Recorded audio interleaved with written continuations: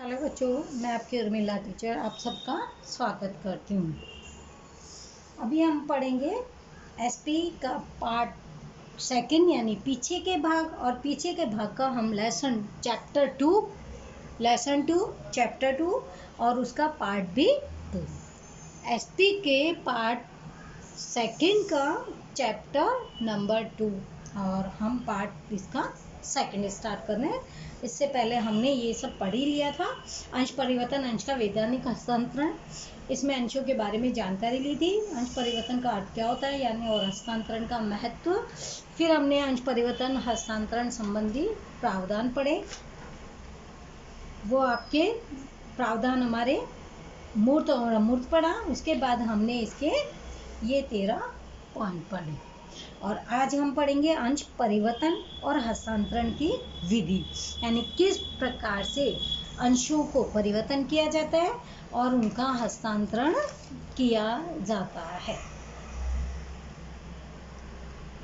अंश परिवर्तन की विधि को अंश के अनुसार दो भागों में बांटा गया है: मूर्त स्वरूप के अंश का परिवर्तन और अमूर्त अंश के स्वरूप का परिवर्तन। पहले हम पढ़ेंगे मूर्त स्वरूप के अंश की परिवर्तन विधि क्या होती है। मूर्त और अमूर्त ये तो हमने कल यहाँ पे पढ़ा ही था। मूर्त किसे कहते हैं और अमूर्त किसे कहते हैं। अब पहला है इसमें संपूर्ण अंशों के परिवर्तन की विधि। पहला मूर्त में हम पढ़ रहे हैं, जब अंशधारक अपने सभी अंशों का परिवर्तन अन्य व्यक्ति के पक्ष में करे तो उसे संपूर्ण परिवर्तन कहा जा सकता है। यानी जो अपने अंश, एक व्यक्ति के पास अंश है वो अंशधारक है, और जो वो अपने सारे अंशों को परिवर्तन यानी जब अन्य व्यक्ति को दे देगा तो उसे क्या कहेंगे। सारे व्यक्ति अगर अंश दे दिए तो उसको कहेंगे कि संपूर्ण परिवर्तन, यानी पूरा का पूरा नहीं बदल गया, क्योंकि अपने पास अब उसके पास कोई अंश बचा ही नहीं है। जो निम्न है, अब उसके पॉइंट है। पहला है अंश परिवर्तन के फॉर्म का पंजीकरण कराना। का विधि क्या है यानी किस प्रकार से किया जाता है। अंश परिवर्तन करने वाले को अंश परिवर्तन का फॉर्म प्राप्त करना पड़ता है। सबसे पहले एक फॉर्म होता है, वो होता है अंश परिवर्तन, उसको कंप्लीट करना पड़ता है और उस पर रजिस्टर का सिक्का और तारीख लिखनी पड़ती है। यानी रजिस्टर के पास उसका जो मोहर होती है वहाँ की, उसके पास मोहर लगवानी होती है और फिर उस पर तारीख भी लिखवानी पड़ती है। जब वो मोहर लगाएगा तभी उससे तारीख लिखवाई जाएगी। हम क्या पढ़ रहे भी, मूल स्वरूप के जो अंश है उसमें परिवर्तन किस प्रकार से होता है वो विधि है। उसका पहला पॉइंट है अंश परिवर्तन के फॉर्म का पंजीकरण कराना। सबसे पहले हम फॉर्म लेंगे, कौन सा वाला लेंगे, अंश परिवर्तन वाला, और उसमें रजिस्टर का जो मोहर है वो लगवाएंगे और फिर जो तारीख है वो भी हम उनसे लिखवाएंगे। उसी दिन की तारीख लिखवानी होती है। सेकंड पॉइंट है अंश परिवर्तन फॉर्म में विगत भरना। अब वो जानकारी दूना। अंश परिवर्तन फॉर्म में अंश विक्रेता और क्रेता दोनों की संपूर्ण जानकारी, अब जो बेच रहा है उसका भी और अब कौन बेच रहा है उसका भी नाम, और जो खरीद रहा है उनकी भी पूरी जानकारी लिखनी होती है। कौन कौन सी जानकारी, उसका नाम, पता, कौन सी कंपनी के अंश हैं, अंश प्रमाण पत्र क्रमांक का नंबर कौन सा है, अंश की कीमत कितनी है। यानी दोनों को लिखनी है, अंश खरीदने वाले को भी, अंश बेचने वाले को भी। खुद का नाम लिखना है, पता लिखना है और कौन सी कंपनी के अंश है और ये नंबर कौन सा प्रमाण पत्र और अंशों की कीमत क्या है। ये संपूर्ण विगतें यानी जानकारी उसमें भरनी पड़ती है, देनी होती है। नियमानुसार आवश्यक स्टैम्प ड्यूटी लगाकर साक्षी, स्टैम्प ड्यूटी यानी टैक्स लगाकर साक्षी की उपस्थिति में, साक्षी यानी थर्ड पर्सन कोई तो होना ही चाहिए ना। अब थर्ड पर्सन कौन है यहाँ, रजिस्टर के पास होगा तो वही हुआ, उपस्थित साइन करनी पड़ती है। उनके सामने खड़े रह के जब ये सारी फॉर्मेलिटी पूरी होती है तो वहाँ पे ही साइन करना पड़ता है और साक्षी को भी अपना नाम, व्यवसाय आदि बताना पड़ता है। जो तीसरा व्यक्ति है उसको भी अपनी संपूर्ण जानकारी देनी पड़ती है। उसका नाम क्या है, उसका एड्रेस क्या है और वो क्या करता है, इसकी उन्हें जानकारी देनी पड़ती है। दोनों पॉइंट मेरे हिसाब से तो समझ में आ ही गए होंगे। थर्ड पॉइंट है अंश परिवर्तन फॉर्म और अंश प्रमाण पत्र भेजना। पहले क्या किया हमने, अंश परिवर्तन वाला फॉर्म खरीदा, विगत उसमें पूरी, फिर उसमें जो जो परिवर्तन वाला है वो खरीदा, उसमें हमने संपूर्ण जानकारी के लिए क्या किया, रजिस्टर का सिक्का और तारीख लगवाई। उसके बाद जो खरीद रहा है और बेच रहा है उसका नाम, पता, कंपनी के अंश, कितनी कीमत है, इसके बारे में हमने जानकारी उसमें लिखी। अब है अंश परिवर्तन फॉर्म और अंश प्रमाण पत्र भेजना। अंश क्रेता यानी जो अंशों को खरीद रहा है स्वयं अपना शेयर दलाल के द्वारा अंश परिवर्तन फॉर्म और उसके साथ अंश प्रमाण पत्र संबंधी कंपनी के रजिस्टर ऑफिस में भेजता है। अब जिसने अंश खरीदे हैं वो खुद क्या करेगा, अब वो खुद है, अब वो दलाल है या खुद है, जो भी है, अपने अंश परिवर्तन फॉर्म यानी जो उसका वो फॉर्म था भरा था उसने कि अंश परिवर्तन फॉर्म, उसको उस अंश प्रमाण पत्र संबंधित कंपनी के रजिस्टर ऑफिस में भेज देगा। यदि अंश प्रमाण पत्र कंपनी ने नहीं दिया हो तो अंश आवंटन भेजा जा सकता है। यानी अगर वो प्रमाण पत्र है तो वो, नहीं तो कंपनी का जो भी उनके पास कागज है, आवंटन जो पत्र है, लेटर है, वो भेज सकते हैं। 4th पॉइंट है फॉर्म भेजने की रसीद। अब जो फॉर्म भेजा था उसकी रसीद प्राप्त करनी है। कंपनी को जब अंश परिवर्तन फॉर्म और अंश प्रमाण पत्र प्राप्त हो, यानी जब अंश परिवर्तन फॉर्म जब किया है तो कंपनी को अंश परिवर्तन का फॉर्म और अंश प्रमाण पत्र दोनों ही प्राप्त हो, तब उसकी प्राप्ति की रसीद कंपनी सेक्रेटरी अंश क्रेता को भेजता है। यानी जैसे ही कंपनी के पास ये अंश फॉर्म की रसीद वगैरह आ जाती है तो फिर वो, अब कंपनी को ये जब फॉर्म आ जाते हैं तो वो फिर रसीद किसको, कंपनी सेक्रेटरी को के द्वारा जिसने अंश खरीदी है उसको भेज दिए जाते हैं। यह हस्तांतरण रसीद कंपनी को भेजे गए अंश प्रमाण पत्र दस्तावेज की रसीद है। ये रसीद यानी इससे क्या मालूम चलता है कि आपने जो अंश ट्रांसफ़र किए हैं उसकी ये रसीद है और ये एक पुख्ता सबूत भी होता है। 5th पॉइंट है अंश परिवर्तन संबंधी सूचना नोटिस के द्वारा देना। जिस कंपनी को जब अंश परिवर्तन फॉर्म मिलता है, यानी जब भी परिवर्तन फॉर्म मिलता है, फॉर्म हमने ऊपर पढ़ा ही है कि परिवर्तन फॉर्म भरना पड़ता है। अब ये जब भी मिलता है तब वह अंश परिवर्तन फॉर्म तथा अंश प्रमाण पत्र की जांच करती है। अब ऐसा ही नहीं है कि ले गए और रख दिए, उसकी पूरी जानकारी निकालती है, खोजबीन करती है, जांच करती है। उसके बाद दोनों पक्षकार कौन, बेचने वाला और खरीदने वाले को परिवर्तन संबंधी जानकारी कैसे देंगे, नोटिस के जरिए। इस नोटिस का हेतु नकली परिवर्तन को रोकना है। नोटिस क्यों दिया जाता है, ताकि कोई नकली यानी कोई बेईमानी का काम इसमें नहीं हो। यदि इस परिवर्तन संबंधी किसी भी पक्षकार को आपत्ति हो तो 2 सप्ताह में बताने के लिए भी कहा जा सकता है। अगर कुछ भी कोई प्रॉब्लम आ जाती है तो उन्हें समय दिया जाता है 2 सप्ते का, कि 2 वीक के अंदर आप अपने पक्ष को रख सकते हैं। यानी आपको कोई प्रॉब्लम है या समस्या हो तो आप उसे हमें बता सकते हो, और समय कितना है, 2 सप्ते का। मुद्दा पूर्ण होने तक में किसी भी पक्ष के द्वारा आपत्ति न उठाई जाए तब परिवर्तन दोनों पक्षों को मान्य है। अब जो 2 पक्ष है कौन कौन से हैं, क्रेता और विक्रेता। अगर इन दोनों में से किसी एक पक्ष को भी कोई बदलाव करने में कोई भी समस्या नहीं है, अगर कोई बात सही नहीं लग रही हो, तो अगर कोई भी कुछ बोल रहा ही नहीं है, यानी दोनों की राय से हो रहा है, दोनों की हामी से हो रहा है, तो ऐसा मान लिया जाता है कि ये परिवर्तन मान्य है। अब है 6 पॉइंट अंश परिवर्तन पत्रक में टिप्पणी करना। टिप्पणी हम किसे कहते हैं, पूरी जानकारी उसमें लिखना। कंपनी दोनों पक्षकारों को नोटिस देने के बाद निश्चित अवधि में कोई आपत्ति का आवेदन न आए तो दोनों पक्षों को सहमति है ऐसा मानकर अंश परिवर्तन पत्रक में सेक्रेटरी टिप्पणी करता है। ये सारे काम किसके जरिए हो रहे हैं, सेक्रेटरी के माध्यम से हो रहे हैं। कि सेक्रेटरी क्या कहता है कि जब नोटिस भी दे दिया और निश्चित समय तक कोई भी आपत्ति नहीं आ रही है दोनों पक्षों की ओर से, यानी दोनों पक्ष सहमत है, तो फिर अंश पत्रक अपने यानी सेक्रेटरी उनको कंपनी में टिप्पणी करके लिख देता है कि इन दोनों की रजामंदी है। जिसके नाम पर अंश परिवर्तन किया गया उसका नाम अंश परिवर्तन पत्रक में फिर लिख दिया जाता है। अब है 7 पॉइंट अंश परिवर्तन की स्वीकृति का ठहराव करना।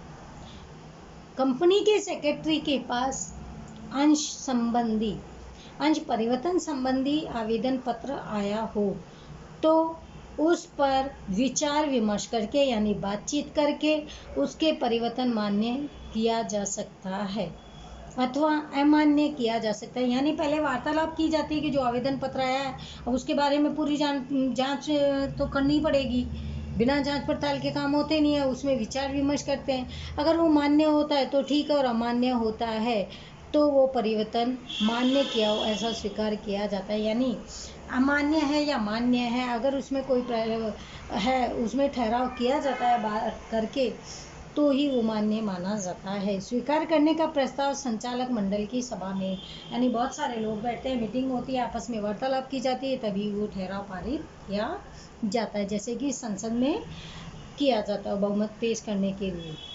8वां सदस्य रजिस्टर में टिप्पणी करना। अंश परिवर्तन की स्वीकृति का ठहराव होने के बाद यानी मान्य हो जाता है, उसके बाद सदस्य रजिस्टर में अंश विक्रेता का नाम रद्द करके यानी जिसने अंश बेचे हैं उसका नाम हटा दिया जाता है और उसके नाम में जिसने अंश खरीदे हैं यानी उसका नाम उसमें लिख दिया जाता है, उसका नाम रजिस्टर में लिखा होता है। ये कब होता है? ये बहुमत पास होने के बाद में।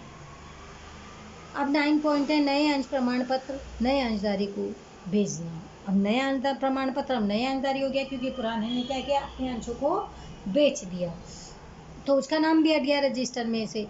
उपयुक्त अनुसार अंश परिवर्तन संबंधी प्रस्ताव होने के बाद और सदस्य रजिस्टर में नाम लिखने के बाद सेक्रेटरी अंश प्रमाण पत्र के पीछे की तरफ निश्चित की गई जगह में नए अंशधारी का नाम लिख देता है। यानी जगह उसमें होती है कि अगर किसी ने बीच में कोई छोड़ दिया या कुछ हो गया तो फिर नया अगर अंशधारक है तो उसका नाम लिखने की वहाँ पे पहले से ही फैसिलिटी है, जगह होती है।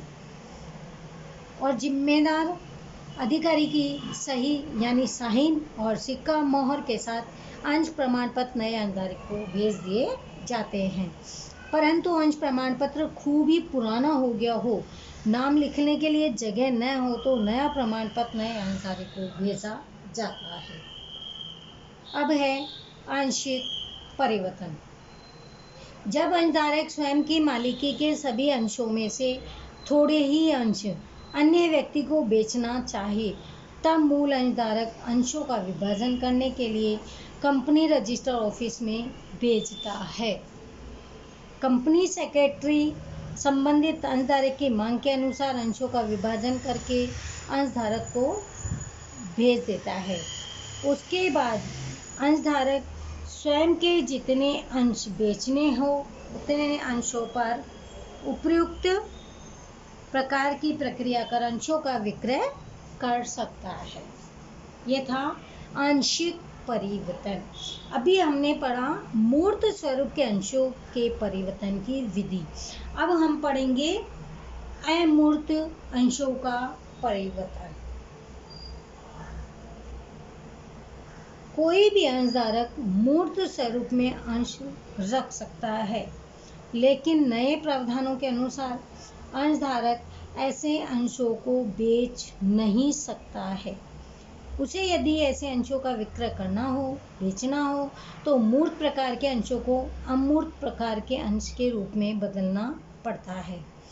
विक्रय के अतिरिक्त का हस्तांतरण कई परिस्थितियों में किया जाता है। उदाहरण, अपने अंश किसी को उपहार के रूप में देना हो तो ऊपर की विधि को अपनाना पड़ता है। ऊपर की विधि कौन सी? मूर्त स्वरूप की विधि।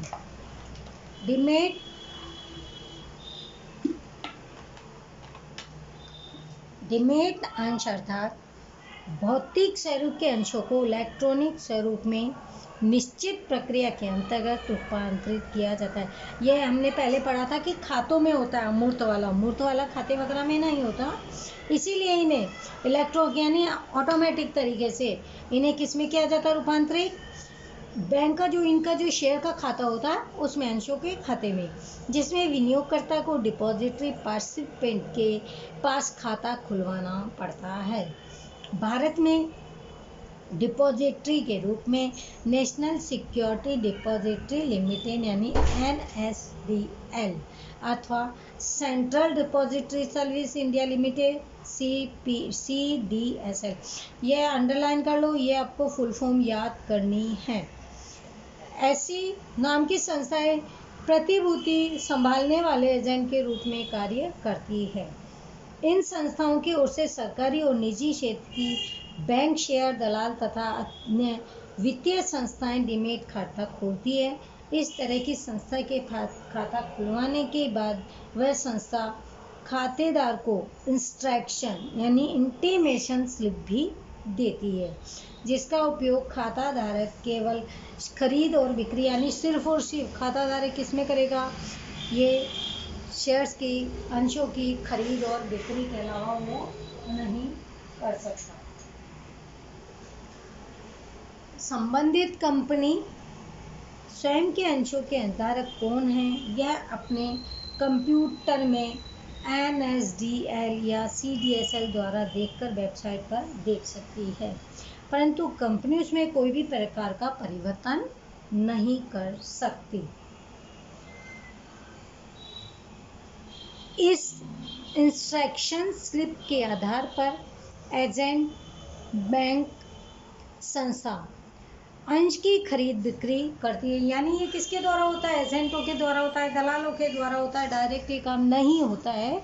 खरीद बिक्री की प्रक्रिया ऑनलाइन कंप्यूटर पे भी होती है, जो आजकल पूरी सुविधाएं सभी ने दे ही रखी है। जो व्यक्ति अंश की खरीदी इस तरह करता है उस अंश पर आवश्यक दलाली सहित का भाव भी चुकाना होता है, यानी इन्हें कमीशन देना पड़ता है। खाता धारक के उसी संस्था में रहे हुए बैंक खाते में से आवश्यक रकम उधार हो जाती है और उसके डीमैट खाते में आवश्यक अंश जमा हो जाती है। यानी बैंक में आवश्यक रकम उधार आ जाती है और डीमैट खाते में वो जमा हो जाती है। उसी तरह से अंशधारक बिक्री करता है, उसके बैंक खाते में अंशों की कीमत में से दलाली कर घटाकर उसके बैंक खाते में आवश्यक रकम जमा हो जाती है। यानी जो दलाली है वो तो रह जाती है और बाकी की रकम उसके बैंक में जमा हो जाती है और उसके डीमैट खाते में बेचे गए अंश यानी उधार यानी कम हो जाती है, क्योंकि उसने बेचे हैं तो अंश कम हो गए।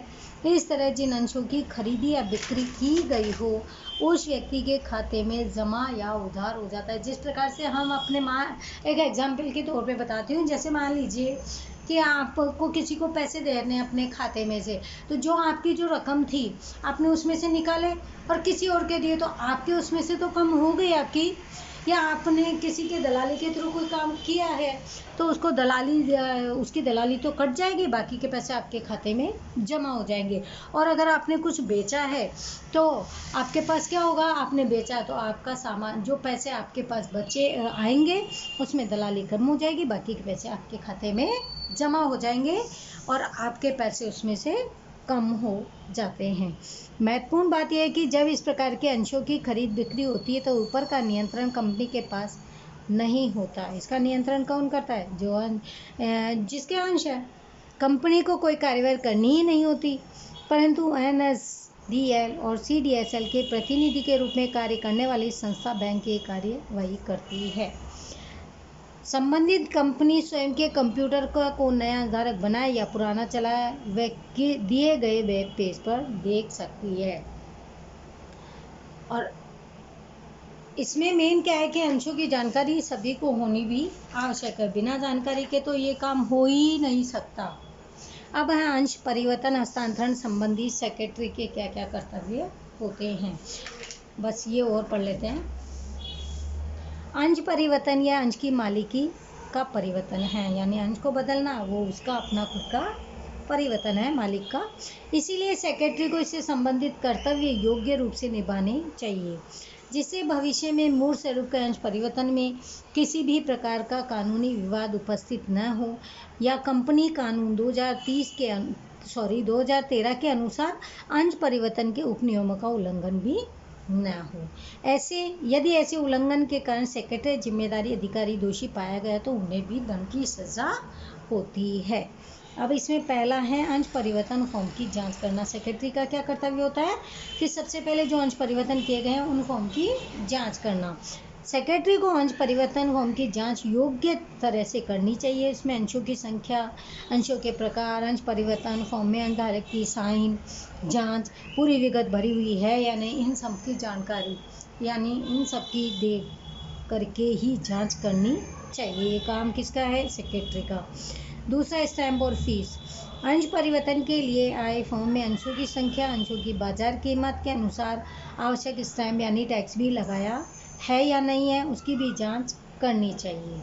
तीसरा है साक्षी की साइन। जो तीसरा मेंबर होता है क्रेता विक्रेता के अलावा, उसकी साइन, अंश परिवर्तन फॉर्म में साक्षी की साइन ज़रूरी यानी थर्ड पर्सन की साइन बहुत आवश्यक है।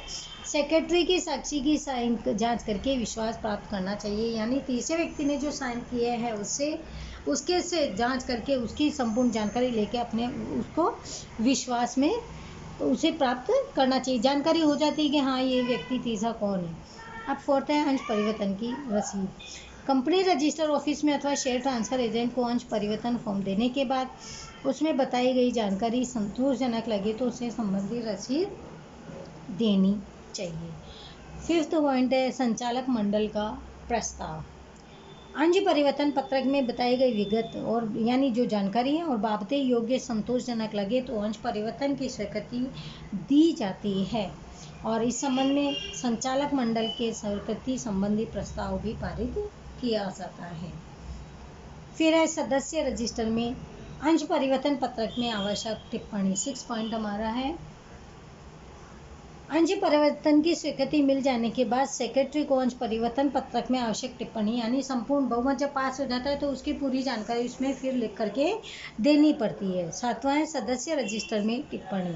अंशधारक द्वारा प्रस्तुत किए गए अंश परिवर्तन फॉर्म के आधार पर अंश परिवर्तन स्वीकार किया जाता है।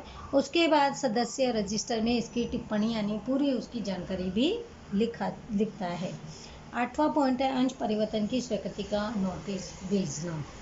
अंश परिवर्तन स्वीकृत यानी मान्य हो गए, जो आपने अंश परिवर्तन किए उन्हें स्वीकार कर लिए गए हैं। उसके बाद इस संबंध में खरीदने वाले को स्वीकृति यानी आपके अंशों को स्वीकार कर लिया गया है, इसका बारे में भी उन्हें नोटिस भेजकर उन्हें जानकारी प्रदान करनी चाहिए। 9 पॉइंट है नए अंश प्रमाण पत्र तैयार करना।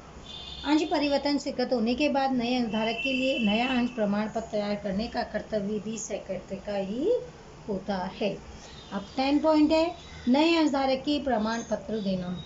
नया अंश प्रमाण पत्र तैयार होने के बाद अंश परिवर्तन की दी रसीद के आधार पर नए अंशधारक को प्रमाण पत्र प्राप्त करने के लिए कहा जाता है अथवा रसीद के आधार पर नए प्रमाण पत्र में दर्शाए पते पर योग्य रीति से भेजने का कर्तव्य भी सेक्रेटरी का ही होता है।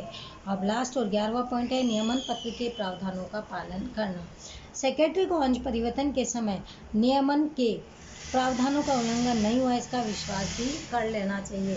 अगर संपूर्ण इन जानकारियों का सेक्रेटरी के ही ये सारे कर्तव्य जो भी 11 पॉइंट हमने पढ़े, अगर सेक्रेटरी अपने कर्तव्यों का सही रूप से पालन नहीं करता है तो वो दोषी माना जाता है और वो जब दोषी मान लिया जाता है यानी दोषी वो गलत काम करता है दोषी मान लिया जाता है तो उसे सज़ा भी हो सकती है यानी उसे दंड भुगतना आवश्यक है। और आज हमने जो भी पढ़ा अंश परिवर्तन में मूर्त स्वरूप से अंश परिवर्तन की विधि और अमूर्त रूप से अंश के परिवर्तन की विधि पढ़ी। उसके बाद अंश जो परिवर्तन होते हैं हस्तांतरण होते हैं तो उसमें सेक्रेटरी का क्या कर्तव्य होता है इसके बारे में हमने जानकारी प्राप्त करी। ये इस तरीके से होता है। ये देखिए इसमें सिक्योरिटी का जो नाम होता है वो होता है, फिंगर्स में होता है, बर्ड्स में होता है और ये इंस्ट्रक्शन रजिस्टर नंबर यानी किस प्रकार से नंबर इसमें होते हैं। ये आपके पास एक ये नमूना टाइप में है, इसको आप एक बार देख लीजिए, नहीं समझ में आए तो पूछ लेना किस प्रकार से बना जाता है। आज का लेक्चर हम यहीं पर रोकते हैं, आगे का कंटिन्यू हम कल करेंगे। इसको पढ़ना ये थोड़ा सा कई बच्चों को हार्ड लेसन ही लग रहा होगा। ये 2 लेसन थोड़े से हार्ड है क्योंकि अंशों के बारे में है और जिन्हें आता है उन्हें तो कोई प्रॉब्लम ही नहीं है। चलो आज का लेक्चर यहीं पे रोकते हैं बच्चों, आगे का हम कंटिन्यू कल करेंगे। सब okay. Thank you everyone. Bye बच्चों।